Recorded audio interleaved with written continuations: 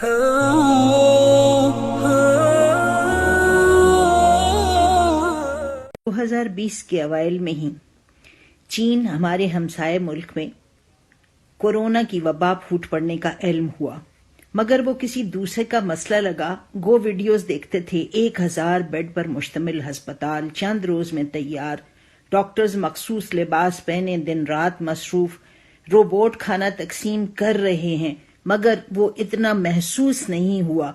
پھر ایکسپلوژن ہوا اور کورونا دنیا کے تقریباً ہر ملک میں جا پہنچا۔ جب سکول بند ہوئے، دفاتر، کاروباری مراکز، شاپنگ مالز، پروازیں بند ہوئیں، حالانکہ خانہ کعبہ میں طواف بند ہوا، تو لگا کہ مسئلہ تو سنجیدہ ہے۔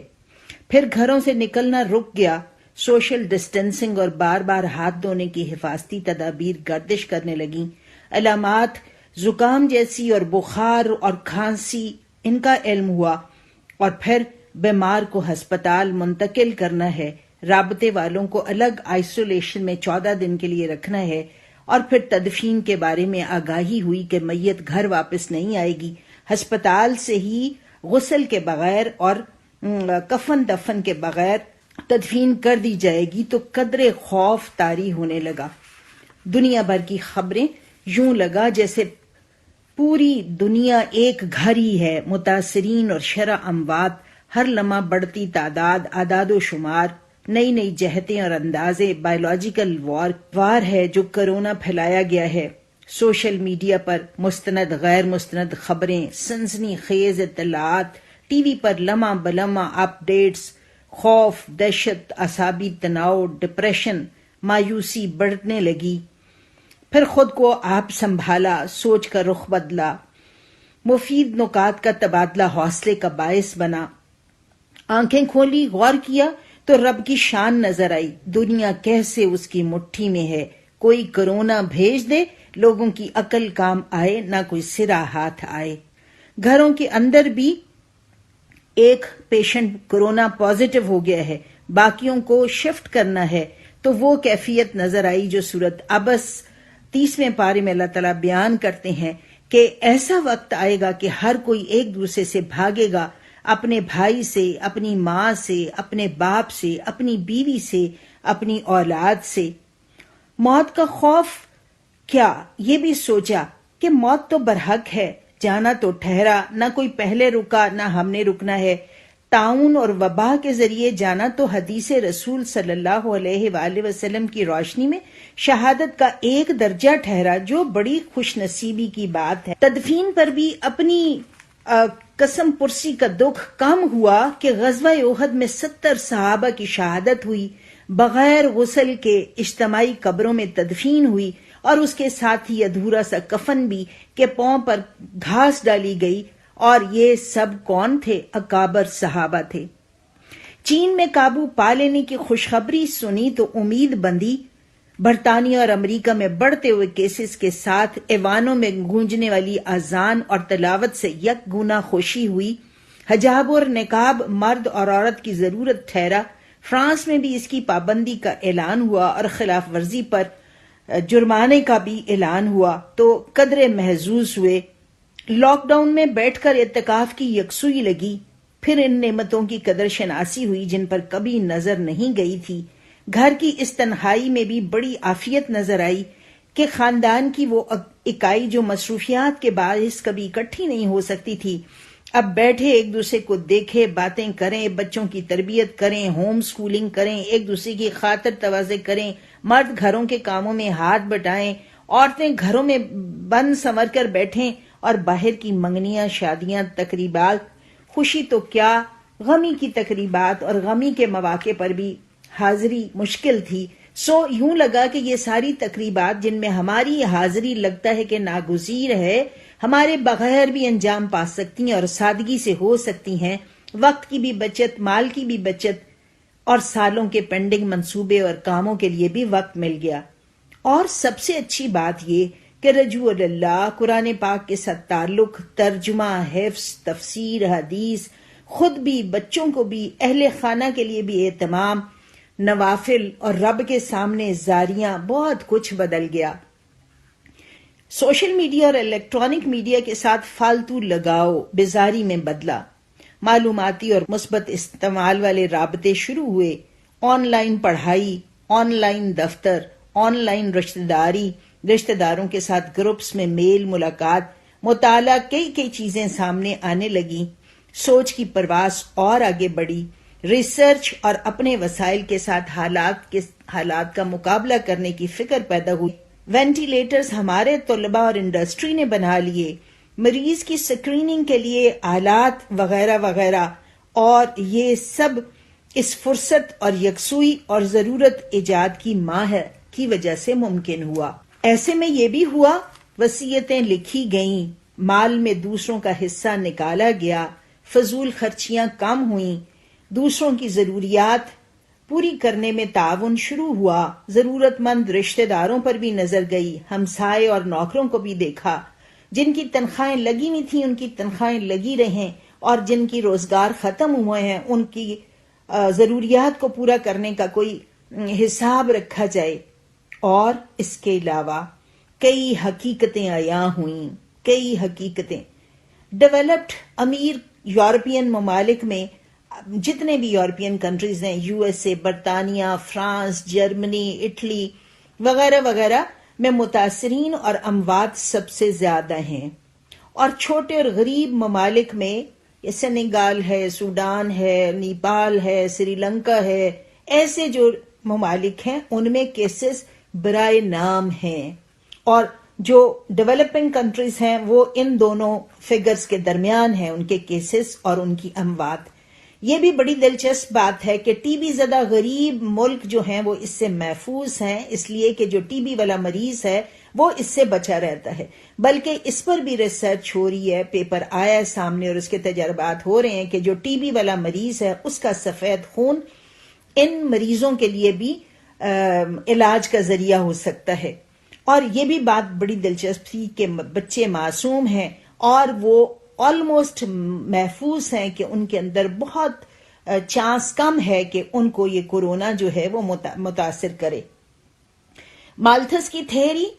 اس کی بنیاد اور وہ مفروضہ کہ فیملی پلاننگ ہونی چاہیے، اس پر بھی ہنسی آئی کہ اس نے تو کہا کہ افراد اگر بڑھ گئے تو وسائل کم ہو جائیں گے، زمین کم ہو جائے گی، لوگ کہاں سے اتنا کھائیں گے، لیکن یہ افراد اور وسائل پیدا کرنے والا تو رب ہے، اور ان کے اندر نسبت قائم کرنے والا اور ان کا تناسب قائم کرنے والا وہ بھی رب ہی ہے۔ رب سے دعا ہے کہ ہماری سوچوں کو اور ہمارے اعمال کو مثبت اور نافع بنا دے، اور اس کے ساتھ یہ والی بات بھی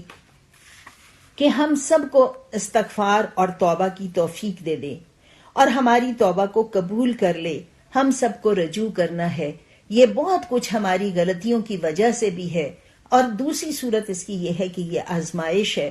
اگر رب کی طرف رجوع بڑھتا ہے تو کہتے ہیں کہ یہ آزمائش ہے جو درجات کی بلندی کا ذریعہ ہوگا، اور دوسری صورت میں یہ ہے کہ یہ ہمارے ان گناہوں کا کفارہ ہے اور اس کا بدل ہے جس کی وجہ سے ہماری پکڑ ہو گئی ہے۔ اگر ہم اس وقت بھی سوچ لیتے ہیں، اللہ سے توبہ کرتے ہیں، تو اللہ کو توبہ کرنا بہت پسند ہے۔ توبہ کرنے والے کی مثال ایسے ہے، وہ ایک لمبی کہانی ہے، لمبی حدیث ہے، جس کا مفہوم اس طرح سے ہے کہ مثال یہ ہے کہ جیسے کوئی شخص صحرا میں اونٹ کے ساتھ سفر کر رہا اور اس اونٹ پر ہی اس کا کھانا بھی ہو، پانی بھی ہو، اور ایک جگہ پہ جا کے اس صحرا میں وہ اس کا اونٹ گم ہو جائے، وہ ذرا سا سستانے بیٹھے تو اونٹ اٹھے تو نظر نہ آئے، وہ بہت پریشان ہو کے اونٹ کو ادھر تلاش کرے ادھر تلاش کرے اور نہیں ملے، اور وہ یہ سمجھ لے بس اب موت یقینی ہے، اور آنکھیں موند کے لیٹ جائے موت کے انتظار میں، اور پھر اس کو لگے جیسے اونٹ آ گیا، آنکھ کھولی تو اونٹ سامنے کھڑا، پانی بھی اس پر ہے، خوراک بھی اس پر ہے، تو وہ بہت زیادہ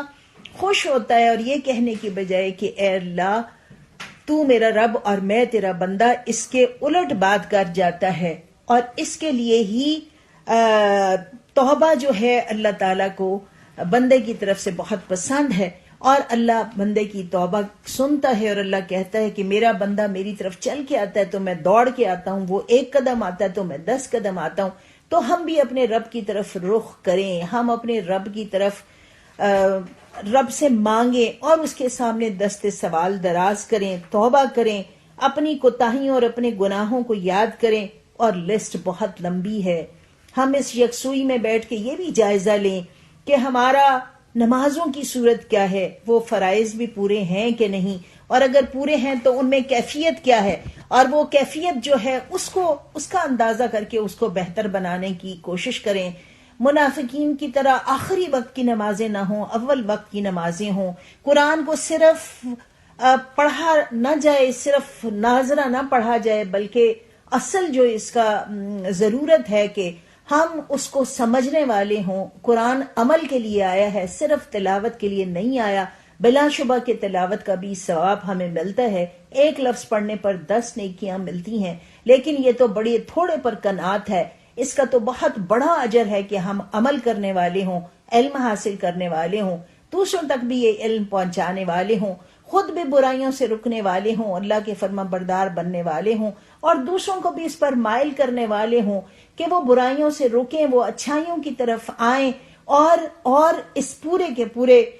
معاشرے کو ہم تبدیل کرنے والے ہوں، اور معاشرے کے ساتھ ہم اپنی جو ہمارے لیڈرز ہیں ہم ان کے بھی پیچھے سوچ سمجھ کر چلنے والے ہوں، اور اپنے ملک کے اندر بھی اسلامی نظام کو جاری اور ساری کرنے کے لیے بھی کام کرنے والے ہوں۔ ہم اللہ تعالیٰ سے دعا کریں، اور اس سب کے صدقے جو ہمیں اپنے گناہ نظر آتے ہیں اس سے توبہ کرتے ہوئے، رشتہ داروں کے ساتھ کتنا معاملہ ہے، کتنی صلہ رحمی ہے، اور صلہ رحمی یہ ہے کہ آپ کے ساتھ جو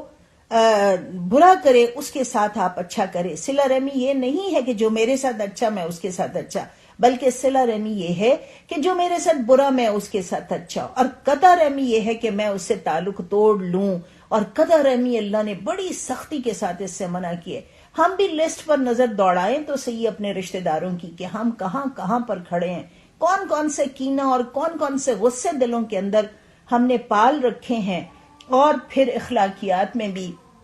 اپنے اخلاق کو بھی ہم دیکھیں کہ کس طرح سے جھوٹ، چغلی، غیبت، تمسخر، ریا، دکھاوا، تکبر، کون کون سی چیزیں ہیں اور کون سی نہیں ہیں، کون سی نکالنے والی ہیں اور کون سی پیدا کرنے کی ضرورت ہے، جن کی کمی ہے۔ پھر ان سب چیزوں کے ساتھ ہم اپنے اللہ تعالیٰ کے دیگر حکم جو بھی ہیں ہم اس پر نظر کریں کہ ہمارا رہن سہن کیسا ہے، ہمارا لباس کیسا ہے، ہمارا وہ اللہ کے جو حکم تھے اس حوالے سے وہ کیسے ہیں، گھروں میں اپنے زوجین کے ساتھ، اپنے بچوں کے ساتھ، اپنے رشتہ داروں کے ساتھ، اپنے ہمسایوں کے ساتھ ہمارے معاملات کیا ہیں۔ اور پھر اس کے ساتھ یہ بھی دیکھنے کی ضرورت ہے کہ نبی صلی اللہ علیہ وآلہ وسلم نے تو مدینہ کی ریاست کے لیے ہی ان کی بعثت ہوئی تھی، اور انہوں نے پوری محنت کی۔ 13 سالہ مکی زندگی اس کی ابتدا ہے، اور 10 سالہ مدنی زندگی وہ پورا نظام نافذ کرنے میں لگا۔ اور جس وقت نبی صلی اللہ علیہ وآلہ وسلم حجۃ الوداع کے لیے آتے ہیں، مجھے یہ بات بہت ہی پیاری لگتی ہے کہ وہ واپس ایسا نہیں کرتے کہ مکہ بہت پیارا ہے اور مجھے اس کا طواف اور یہاں کے نوافل اور حتیم میں جانا بہت ہی عزیز ہے، لہٰذا میں ادھر ہی اب رہ جاتا ہوں، مکہ تو فتح کر ہی لیا ہے۔ وہ دوبارہ واپس مدینہ جاتے ہیں۔ اس کے اندر ایک پہلو یہ بھی ہے کہ مدینہ اصل میں وہ بستی تھی، وہ جگہ تھی جہاں پہ اسلام کا نظام قائم کیا گیا تھا، اسلامی ریاست وجود میں آئی تھی۔ تو نبی صلی اللہ علیہ وآلہ وسلم کو بھی مدینہ محبوب تھا، اور وہ اس مدینہ میں ہی جا کر بسے۔ ہم نے بھی اپنے اس پاکستان کو مدینہ بنانے کا اعلان کیا ہے۔ اس مدینہ بنانے کے لیے ہمیں اس کے اندر کیا کیا تبدیلیاں لانی ہیں، معاشی نظام کے اندر کیا کرنا ہے، جو سود اور وہ ہمارے رگوں پہ میں سرایت کیا ہوا ہے اس سے کیسے بچنا ہے،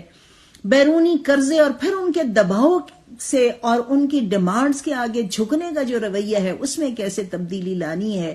اور وسائل کے اوپر ایک ان کی وسائل کی منصفانہ تقسیم کس طرح سے ہونی ہے، یہ کرپشن اور بددیانتی اور بے ایمانی جو ہے اس پر کس طرح سے قابو پایا جانا ہے، غریب کو کس طرح سے کھانا پہنچانا ہے، اس کی ضروریات پوری کرنی ہے، یہ تعلیم، یہ صحت، یہ روزگار، یہ سب چیزیں جو ہیں ملک کے جو ضرورت مند طبقہ ہمارا ہے اس کے اندر کس طرح سے ان کو پہنچانا ہے، یہ سب کرنے کے کام ہے، ان سب میں ہمیں حصہ ڈالنا ہے، ویسے بھی حصہ ڈالنا ہے، اور اسلامی ریاست کے قیام کی طرف پیش رفت کے لیے جو ہمیں رائے دینی ہے، جن لوگوں کو ہمیں منتخب کرنا ہے ان پر بھی ہمیں نظر کرنی ہے کہ وہ کس طرح کے لوگ ہیں، وہ کتنی خواہش رکھتے ہیں اس اسلامی نظام کو قائم کرنے کے لیے۔ تو اللہ تعالیٰ سے ہم نے ان سب باتوں کے اوپر اپنا جائزہ لینا ہے، اپنے اعمال پر نظر کرنی ہے، اور جہاں جہاں پہ ہمیں کمی نظر آتی ہے، کوئی خرابی نظر آتی ہے، ہمیں اس سے رجوع کرنا ہے، اس کی کمپنسیشن کرنی ہے، اس کے لیے اللہ سے عہد کرنا ہے کہ ہم دوبارہ ایسا نہیں کریں گے۔ توبہ کے مفہوم میں یہ سب کچھ شامل ہے۔ تو اللہ تعالی ہم سب کو